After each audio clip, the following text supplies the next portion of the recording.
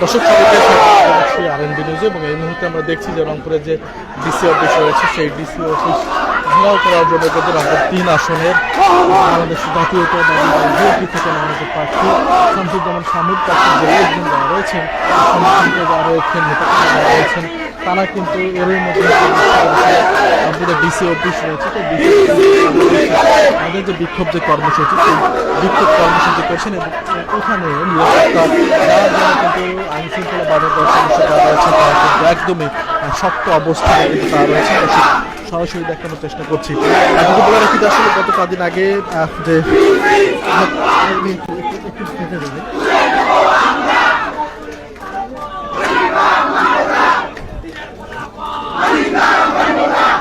সূচক ত্রয়োদশ সংসদ নির্বাচনের যে ফলাফল সেটি পুনর্গণনার জন্য কিন্তু সেই আন্দোলন কিন্তু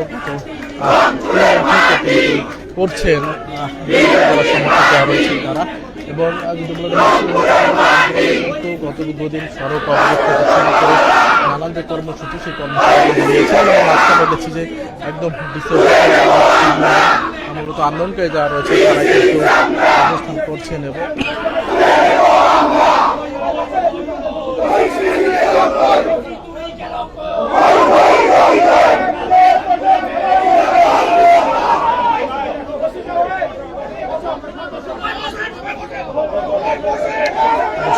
বলে রাখি আসলে গত কয়েকদিনের নির্বাচনের পর কয়েকদিনের যে আন্দোলন সেই আন্দোলনে কিন্তু একদম টপ অফ দ্য টাউনে কিন্তু পরিণত হয়েছে রংপুর। সারা দেশে যে নির্বাচনী ফলাফল সেটি নিয়ে যদিও বা কোনো ধরনের অভিযোগ এখন অবধি না পাওয়া গেলেও রংপুরে যে 6টি আসন সেই 6টি আসনে বিএনপির যে ফলাফল সেই ফলাফলে কিন্তু বিএনপির যে হেরে যাওয়ার কারণে কিন্তু আমরা দেখছি যে আসলে আন্দোলনকারীরা কিন্তু যারা রয়েছেন বিএনপি যারা সমর্থক যারা রয়েছেন নেতাকর্মী যারা রয়েছেন তারা কিন্তু যে সেই আন্দোলন কিন্তু তারা চালাচ্ছেন।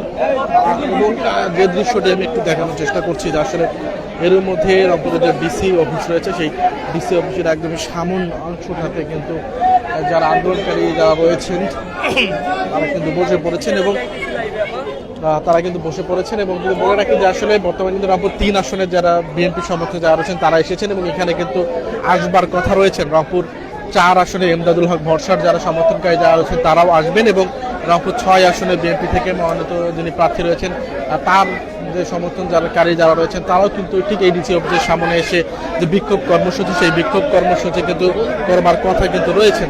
আর যদি আসলে 3টি আসনের বিএনপি নেতাকর্মীরা একত্রিত হয় সেক্ষেত্রে কিন্তু রংপুরে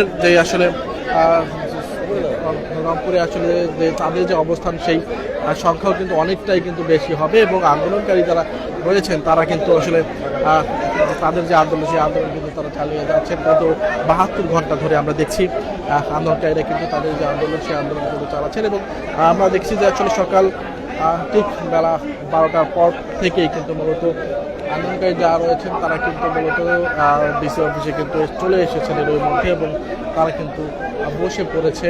সেই দৃশ্য সরাসরি দেখানোর চেষ্টা করছি।